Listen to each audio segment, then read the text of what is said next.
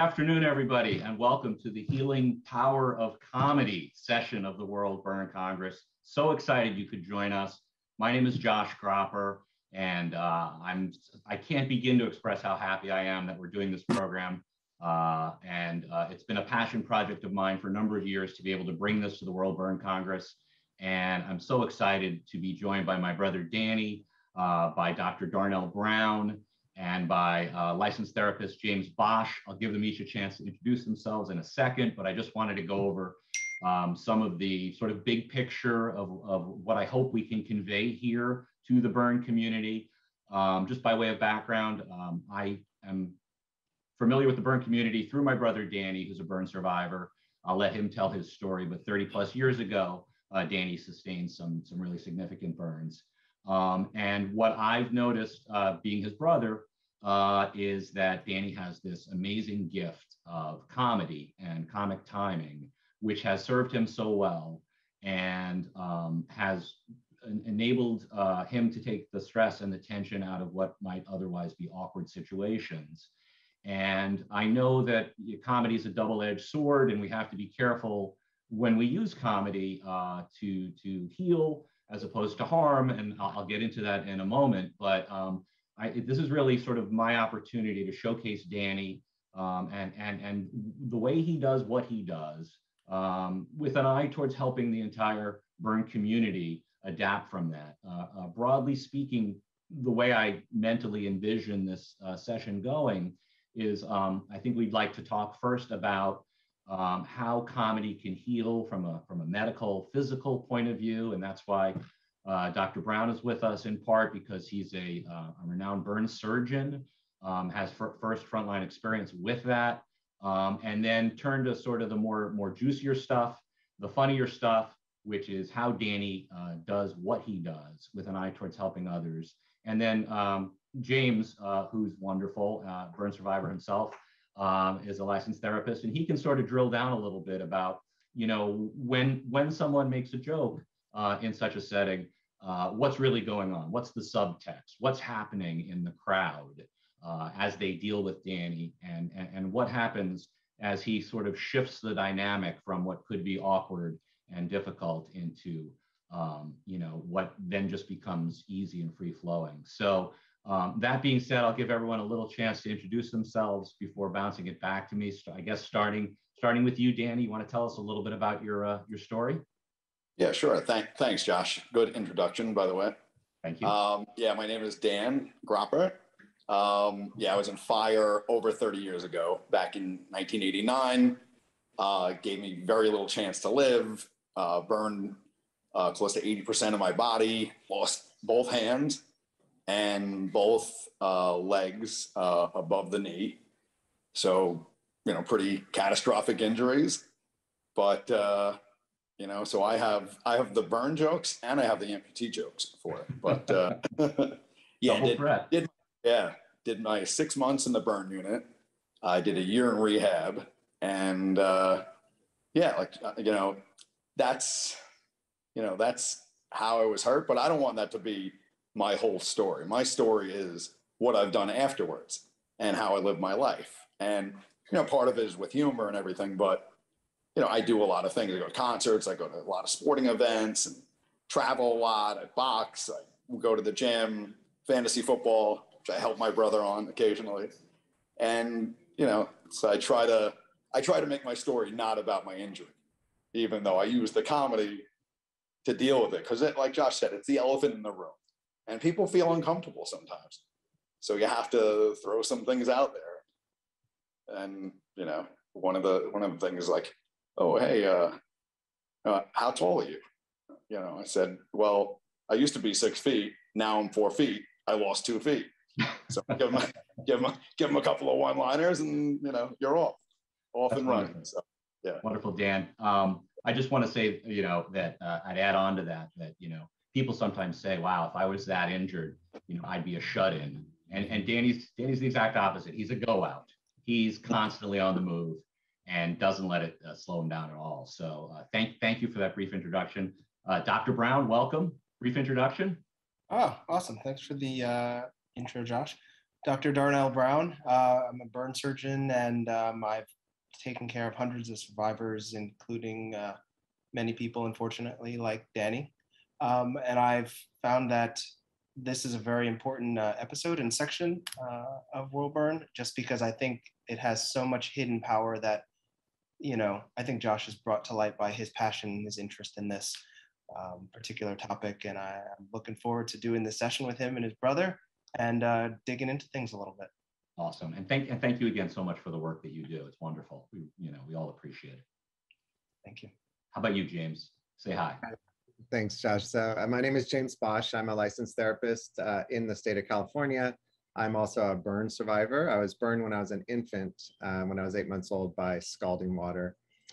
And growing up, I didn't find a lot of humor in that because there wasn't a context for it, because no one really knew how to deal or talk about the injury in my family. So it wasn't until I got a little older and met some other people, like had a friend who was partially blind, and we would give each other burn and blind jokes back and forth, because that was like my first use of humor.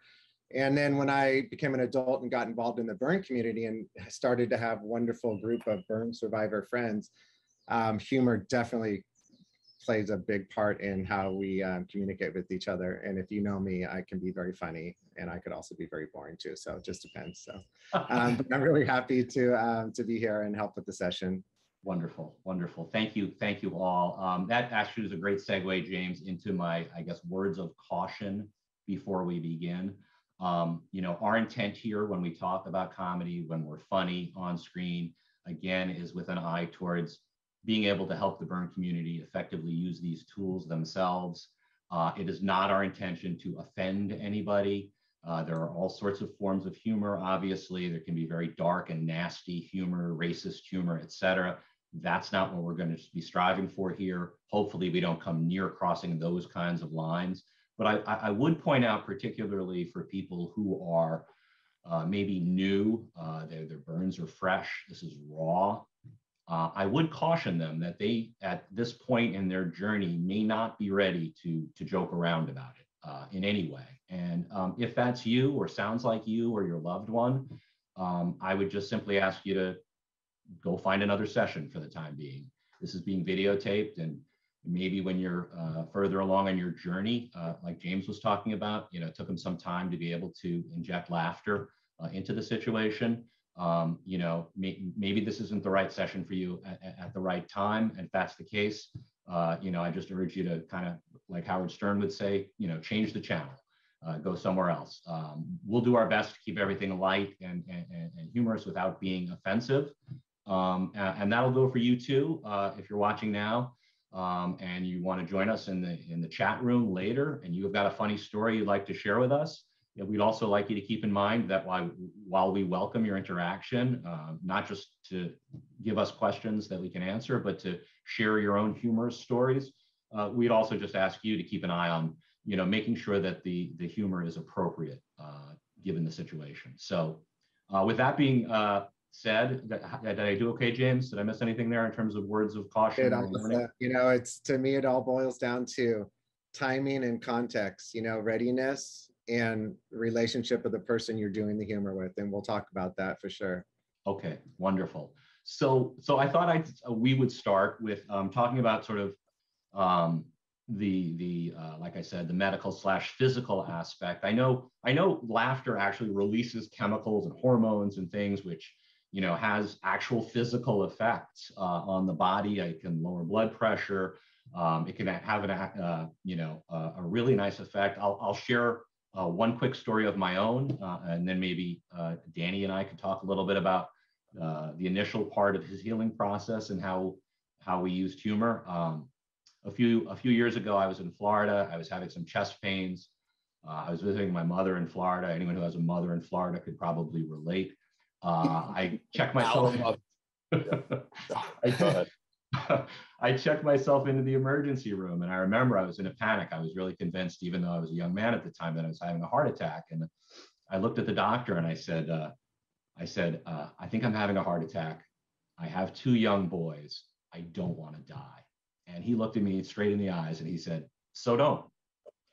and it cracked me up, and it eased the tension, and all of a sudden, it was a completely different environment. So that's, the kind of thing, by way of example, that I think, humor can have an effect on patients, even in the most acute, triage-like situations. Danny, you want to share with us maybe some stories about you initially? I know we had that morphine haze you were in the first couple of weeks. Yeah, and I'm sure a lot of people who are burn survivors can relate to this, but so I was on all sorts of pain medication, morphine, and I was on this bed that, made it so that I didn't get bed sores because I was in bed for a long time. It moved around between the morphine. I was having these crazy hallucinations. There were fry guys at the end of my bed, and some of my friends went along with it, and some of my friends didn't quite get it. I had two buddies that, it was two at a time in the burn unit, and I had two buddies in there, and I said, my buddy Mike, hey, take this sword out of my back. And he's like, what sword? What are you talking about? What sword? The sword. I just had an itch or something, but I hallucinated that there was a sword in my back. So I'm like, no, the sword in my back. Like, what sword are you talking about? And my other buddy said, stick the sword out of his back, the pretend sword, just take it out of his back. It was that kind of thing. And then I had the head nurse at one point throwing my mom around the room. So that was not amusing at the time, but you look back on it, it was pretty funny. And they've heard it all in the burn unit. So they went along with it. They were pretty good natured with it. So. Excellent. Yeah. So Darnell, let me turn to you, and I'll just throw it out there to you. Have you I know you're a funny guy from my experience with you at prior World Burn Congresses and whatnot. I imagine your bedside manner incorporates humor into it just naturally. It's not something you have to think about or work on. But do you see the positive effect of humor in a sort of in a medical acute triage-like situation? I see it all the time. The first thing that kind of comes off the top of my head when we talk about use of humor is actually not even in the acute setting, but it's typically in the operating room, because you see a lot of bad things that happen in the operating room and you're actively trying to fix them. It's a very high pressure, very stressful kind of situation. I think James hit the nail on the head. It depends on the relationship of the people that you have around you. And when you are in that close-knit sort of operative team, typically you have a good relationship with them and nobody sort of is offended by the things that you are saying because you have that rapport already. So you can sort of make jokes to kind of deal with some of the stress of the situation or the bad things that are literally, happen in front of you. Sure. I would say over time, and the bedside manner, and depending on your patients, sometimes you have to gauge their temperament first. You might not want to start that way with the parent or something like that, or with the caregiver or something. Right. But eventually, over a few weeks, it does help ease the tension on things. But is there? I'm curious. As I gave those words of caution at the beginning of the program, do you see sort of a time horizon in the average patient where initially it's so raw that they couldn't possibly joke about it. And then they go through sort of a transitional phase where, in Danny's case, he was in the hospital, if you count it all out, for about 18 months. So obviously he had a long window there to transition where, he could find the humor in this situation. Is there I guess it would depend obviously on the person, the injury and whatnot, but do you actually see like a timeline develop where people are, kind of in the raw phase where they can't joke about it, and then they suddenly, all of a sudden, as bad as things are, they find humor in situations? Yeah, I would say two things that, I think after people get comfortable with their bedside nurses, that's a lot of times when the humor can kind of come out because they have such an intense and close relationship. And I'm sure Danny could kind of speak to that. And, everybody's got their own temperament, but some nurses are just more naturally funny and can deal with the humor, and honestly would probably play to the sword in his back and maybe Excalibur it or do something like crazy with it, and he would probably have a joke with it. And I would say typically when people get through like their first or their second surgery and they kind of I don't want to say know what to expect, but they kind of know what to expect a little bit, that they're going to be immobilized because their grafts are fragile, or it's going to hurt a little bit. So when they are mentally setting those expectations for themselves, I feel like it helps modulate their comfort and their pain. And then it kind of allows their humor to come out. There was a point. Probably not before the first, but maybe subsequent surgeries and things. Don't know. There was a point when I was in the burn unit, and there were probably 7 or 8 babies in there. It was unfortunate, obviously, but the babies would take precedence. So I had to get up at like 4 o'clock in the morning, and they'd be crying, screaming, and I'm like, quit acting like babies, screaming at them. And the nurses would be laughing at it, but just trying to ease the tension of the situation. You're acting like babies, cut it out, And then I'd be in the tub. I'd be playing with a rubber ducky. I'd be playing hoops in the tub as they're debreeding and doing like all sorts of, real serious things. Playing around, playing with my rubber ducky. Yeah. So I imagine I would be playing with the ducky too. I imagine, just like Darnell said in the operating room, I imagine in the debridement proceedings and the other really painful, difficult things that those nurses have to administer. That's the time where humor probably helps them a lot as well as the patient. James, do you have any yeah, stories? I was thinking about, I did a little piece of my career before I became a licensed therapist working in burn ORs, and I think the humor is really important. It's really hard work in that OR. The doctors, nurses, and ancillary staff are seeing some really hard things in front of them. So humor helps them a lot just do their job, and I see I've met a lot of great burn techs doing the dressing and debridement and the tubbing that are just really naturally loving and hilarious people that wear costumes and do silly things to distract patients and try to ease the horrific thing that's going on to their body and in front of them. So, and for me as a clinical therapist now, there's a point where humor comes into even the sessions, when, at times as a therapeutic tool. So it's all it's about if it's appropriate and if it helps, then humor is great. It's a great medicine. So. Wonderful. All right. Well, maybe we could segue now into sort of the more the fun part of this, the how Danny deals with potentially awkward situations, and then I'll bounce back to you guys so you can give me your analysis of what you think happens. But Dan, let's start with the guy who walks into a bar or wheels into a bar. So and you were telling us the other day about when you see someone from across the room and you get that sense. So you want to tell us what that's about? I'm sorry. Yeah, everyone's had it where you're in a bar, you're anywhere. I mean, you could be in any public place and you see that person and they're just chomping at the bit. They're like eyeing you up. They want it. It's like a guy wanting to hit on a girl and trying to get the courage up. So they're like, all right, I can see it. I can see it coming. And, if it's nice, if it's like well-timed and, appropriate, and somebody comes over and says, my cousin's in a wheelchair, I just wanted to say, I'm glad you're out. I'll tell them the real story. But if they come over and they're, hey, what happened to you? What happened to me? What happened to you? Look at you, I'll do that. Or, what happened? Let's just say when they tell you to keep your hands and feet inside the bus, you do it, mister. Stuff like that. And my friends get a kick out of it. They're like, all right, he's going to say something, Yeah. And, I know you get mistaken a lot for someone who may have served in the armed forces because, I guess a lot of vets come home from Afghanistan and Iraq and with IEDs and whatnot. So what are some of your lines when someone asks if you're in the military? Yeah. What branch are you in? I said, the Salvation Army.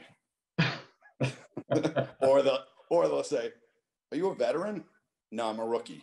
And then some people they don't quite understand the a veteran in football or somebody who's played for a few years, a rookie is his first year. So there's a joke to that. If you have to explain it, it's not as funny, but the thing is, and I wanted to tell you too, Jack, or everybody, it's not about how funny you are. Because sometimes I'm funny, sometimes my not so funny. Jokes fall flat, whatever. It's about trying, though. It's about trying to be funny. And I think that's the main message I want to give to people, because it does put people at ease. Just the attempt that you're comfortable and you're joking about it, they're going to be comfortable. And I guess that's Jane, such an important message, Danny. I'm really glad you highlighted that, because I wouldn't want anyone to come away from this session feeling like, you know, I'd like to use comedy, but I'm just not as funny as Danny. I don't have the comic timing, et cetera. And Danny couldn't have said it any better. I mean, it's really, if you're putting yourself out there that you can laugh either about your situation or about yourself or about, you know, the injuries and you know, people always say when they meet Danny 5 to 10 minutes after meeting him, it's almost like the physical disappears. He's one of the guys, he's one of them. You look past that and that ability, again, does not require someone to have comic skills or gifts or whatnot. It's that if you're trying, if you're open to it, it will ease the tension in the room. And I wanted to add to that it's like a lot of time for us as burn survivors, once we start getting comfortable in our new life, in our new, you know, situation, it's our job to kind of set the tone sometimes in the room to normalize the situation. And humor is a great way to do that. And I'm curious, do you have any funny stories, Danny, of when your humor just fell flat? And how did you get out of it? All the time. All the time. Yeah. I was doing the one the other day, which I actually love. It's the one that my mom was talking about. My stepfather was in really bad shape. And her line, you know, she was saying, you know, what are your thoughts on cremation? I said, I tried it once. I didn't care for it. So I personally love it. And James, you said like that's a play on a lot of people use that type of line. Right. But some people are like, whoa, that's just so over the line. No, that's horrible. I'm like, it's horrible. That's awesome. What do you mean that's horrible? So but some people don't get it. They don't have that sense of humor. Right. But it's your line to cross, right? Like yes. I guess, you know, it's easier for a black guy to joke around about being a black guy, or Jewish guy to joke around about being a Jewish guy. You know, you're wearing the suit of the burn survivor, man. If you're going to make a burn joke, who's going to tell you that you can't cross that line? Yeah, and you have other people, you know, giving you amputee jokes. You're like, wait a second, you can't be making that. You don't know me like that. Comical. You're saying it. You just look like, you know, a jerk or whatever. I don't know what you want to call it, but you get some of that too. I love it. Can you share some more stories of where your comedy falls flat, Dan? I think that's hysterical. Or where it was really awesome, like a moment that it was just changed the situation too. You know, we go to Saratoga every year, and I don't know if it's not falling flat, but I have what you call a meathead crew, let's say, who goes to Saratoga. They're big, they're tough, firemen, cops, regular guys. So one time we're outside of this bar, and my friend is like a rhino. He's charging me, and I'm in the wheelchair, and we're hitting into each other. A crowd gathers around, and as if we were actually having a fight. He's one of my best friends, and they're like, "Get him! Get him! You can do it!" And they're cheering me on, and we're just having a great time with it. Like we're hitting each other, and we've done that another subsequent time. It didn't quite match that first time because it wasn't unique. Now it's like, you know, rehearsed or whatever and played out, but that first time was pretty funny, and that was That's awesome. But falling flat, you know, it does. It falls flat sometimes. Everyone has a different type of humor, different sense of humor. You go to a movie. Oh, I love that. That was such a great movie. Yeah, you thought it was funny. I didn't think it was that funny. You know, and you have to be in the mood for it. A lot depends on your mood of how you think something's funny. Right? Yeah. Definitely. I hear a lot of humor amongst burn survivors, like at World Burn in different places. And I have two friends that some of you might know, Jill and Kevin Cook, Sproul Cook, who are they're married and they have pretty significant facial burns. And so we joke all the time with Jill, because wherever we go, people will go, "Hey, I remember you." And Jill will go, "Really? How do you remember me?" Like, and it's like they're most visible couple that you'll ever see. And then we always have a great laugh, and we always play with the person too, like, you know, "How do you remember us?" and stuff like that, and lighten the moment. But Yeah, we have a lot of fun when we go out in groups of burn survivors too. You know, of how we joke with each other and how we interact with people. It's really fun. James, go ahead, James. I get once in a while, hey, were you on, Channel 4 last week? I said, no, I just have one of those faces. Like, yeah, like, how do you mistake me for somebody else? But it's pretty funny when I get that. Like, were you on Channel 4? I remember seeing you. So, James, I have a hypothesis, I don't know, or a suspicion, I guess I should say, that burn survivors sometimes when they come together at something as awesome as the World Burn Congress, they each, not all of them, but many of them have their own funny stories that have helped them, and that they probably, on some levels eager and anxious to share. But I have this suspicion that many of them are afraid that they'll offend others, and so they'll keep those stories in their pocket. And part of the reason that I was so gung ho about doing this session is to let everybody know that it's okay to comedy. It's okay to share. I did a thing at the last World Burn Congress where I was heading up a support group for family members of burn survivors, and it lasted for about 45 minutes. There was a little bit of a lull in it, and I mentioned to them that I was thinking about putting on this healing power of comedy. The whole Zoom room just lit up, and everybody had a story about how their son calls himself the crispy critter, or everyone had nicknames and funny stories and anecdotes, and they were so eager to be able to share those in a more public forum, but in a safe space. And so, do you find when people come to you as a therapist that they're somewhat, I guess, embarrassed, ashamed, I don't know what the right word is, to joke around about stuff? Is that something you have to tease out? Yeah, I mean, I think you nailed it right there, Josh, is that once they're given permission that it's okay, then the stories all come out, like of how humor was a part of their healing, maybe even just with their inner family group or their inner circle, like Danny's Meathead crew. I mean, there's probably a reality TV show right there. And, and the permission to talk about it. And, in the last few minutes we have about 4 minutes left to talk to each other. You would ask me to talk about, like, there's actually actual healing going on in the brain with humor. And I'd like to share a few points that I was researching. Sure. Humor has been, really proven by research to reduce stress. So most stress reduction plans or programs involve some kind of levity or some kind of comedy or humor. So it actually changes our stress levels, and it's a tool. So once we can get to a point where we can access the humor and the comedy, it's a great tool for stress reduction.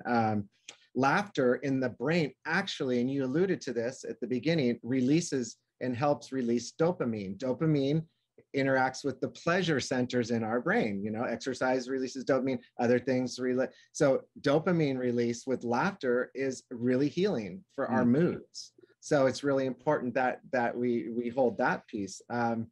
Evidence is also found, and I found this fascinating, that the amygdala, which is a part of our, what they call like our primitive lizard brain, which interacts with our fight, flight, and freeze and survival and our parasympathetic nervous system, they have actually found that the amygdala also is involved with depicting what's funny and not, and dealing with emotions.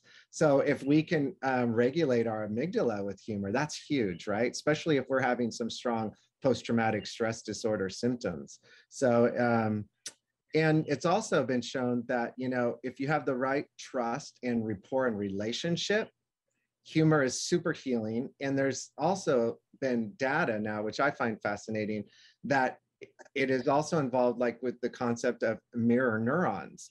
So mirror neurons, in a nutshell, which is a very small nutshell, is like basically like if I'm moving my hand, there's certain neurons firing in my brain.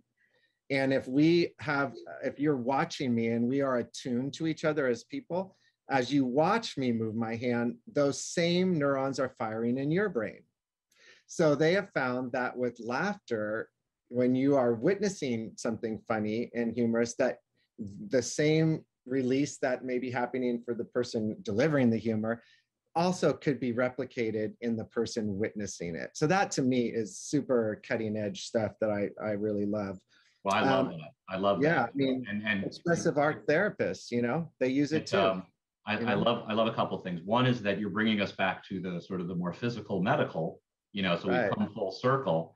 And then the other thing is, you know, the last thing that you just discussed really speaks to the connection between the person making the joke and the person receiving the joke. And like Danny says, by using humor effectively to take the elephant out of the room, he's making that connection so much easier for those around him. So it makes perfect sense. It actually enhances rapport in relationships. It can deepen a relationship using humor. If anyone was at World Burn a couple of years ago when it was last in person, we had a session called Laugh Yoga.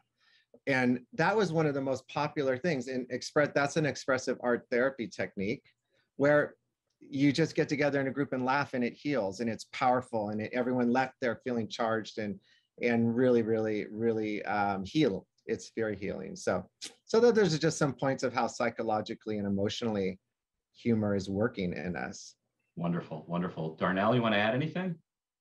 No, I thought that was fantastic the way he just brought that right around to neurotransmitters and things getting released in the brain. You know, when you asked the question before about timing, I think when somebody's healing up and they're starting to feel like they're becoming themselves again or their new best self, that comes across when they start interacting with you and talking to you in kind of a different way.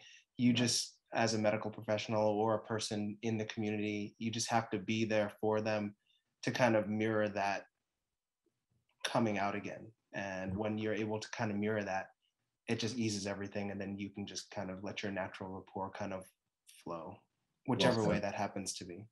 Wow, well said. Danny, you want to add anything? Well, is there a point where, like, you know, I use my humor to try to, you know, ease the tension or whatever. Are there people that, you know, and I don't know from experience, but I'm saying that they don't, it doesn't ease into that, you know, they don't feel like they can, you know, use your humor, they can't identify with that and it just doesn't work? Is that, and what type of person is that? Why doesn't it work with some people? Is there like a psychological... You're bringing up a whole new session, and unfortunately we have to end this one. So why don't we let Josh tell us what's going to happen next in the live section, and maybe that question we can bring it back up in the live section. Okay. Absolutely. Good. I hope if you haven't already jumped into the chat room that you'll do that. You have the opportunity to do a question and answer with any and all of us.